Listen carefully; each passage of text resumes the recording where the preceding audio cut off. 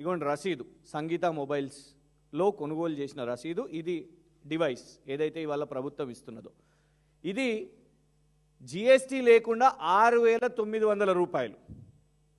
GST లేకుండా 6,900 రూపాయలు, జిఎస్టీతోని 8,200 రూపాయలు. నేను ఒక రీటైల్ షాప్లో కొనుగోలు చేస్తే, ఒక్క పీసు కొనుగోలు చేస్తే దాని యొక్క ధర ఇది.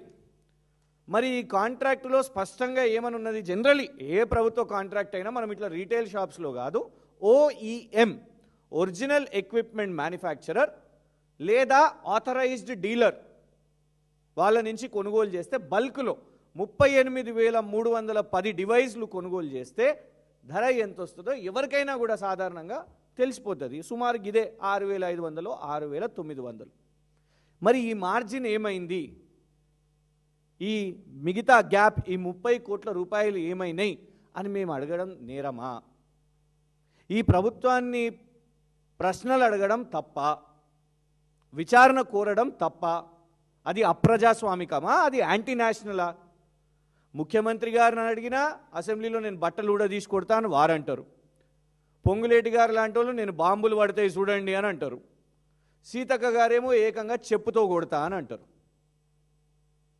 సీతక్క గారు, మీరంటే మాకు గౌరవం ఉన్నది, కానీ మీ భాషలో మేము అలా సమాధానం ఇవ్వలేము.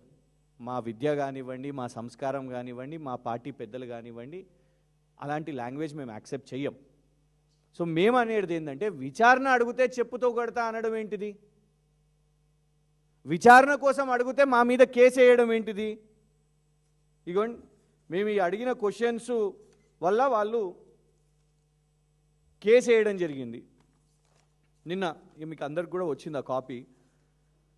ఇంకా విచిత్రం ఏంటంటే, విచారణ అడిగినందుకు పెద్దలు కేసీఆర్ గారిని లీగల్ నోటీస్, వారికి లీగల్ నోటీసులు, మేము ట్వీట్లు వేసినందుకు, మేము వీటి మీద ట్వీట్ వేసినందుకు, ఈ ఆధారాలన్నీ బయట పెట్టినందుకు కేసీఆర్ గారు క్షమాపణ చెప్పాలనంట, ఈ అన్ని పోస్టులు డిలీట్ చేయాలనంట.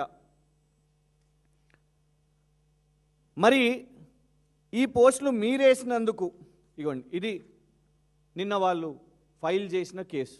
పోలీస్ డిపార్ట్మెంట్ ఇచ్చిన కంప్లైంట్ కూడా వారి పేషీలో పనిచేసి ప్రజాభవన్ అక్కడి నుంచి వాళ్ళు కేసు ఫైల్ చేయించారు సీతక్క గారు తరఫు నుంచి. మేము అనేది ఏంటంటే, ఇదే కేసు అదేదో సిబిఐ దగ్గర పెట్టండి. తప్పుంటే సిబిఐ ఇందులో మీరు ఆరోపణ తప్పుంది అని అన్నప్పుడు మేము అప్పుడు సిబిఐ చెప్పేస్తే అప్పుడు క్షమాపణ చెప్తాం కదా, అది తేలుస్తుంది మొత్తం. లేదు నిజంగానే ఇలా తప్పుంటే మన రాష్ట్రానికి ఆ 30 కోట్లు బచాయిస్తుంది కదా.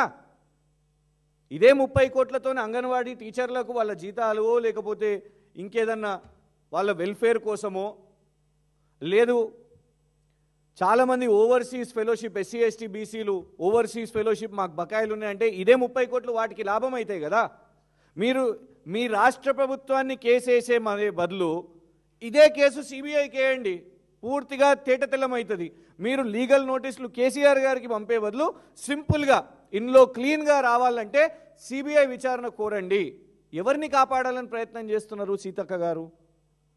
మాకున్న సమాచారం ఏంటంటే, ముఖ్యమంత్రి గారికి అతి సన్నిహితుడు, అది సల్మాన్ ఖాన్ గారి దగ్గరకు పోయినా, లేకుంటే miss England, miss world competitions పోయినా, రాష్ట్రంలో లేకుంటే ఏ పర్యటనలు పోయినా ఎవరైతే ఒక వ్యక్తి ఉన్నాడో ఆ వ్యక్తే ఈ కాంట్రాక్టును సీతక్క గారి దగ్గర తీసుకుపోయి ఇదంతా చేసిరు కావచ్చని మాకు సమాచారం ఉన్నది. ఆ పేరు బయట పెట్టేసిండి, అయిపోతుంది.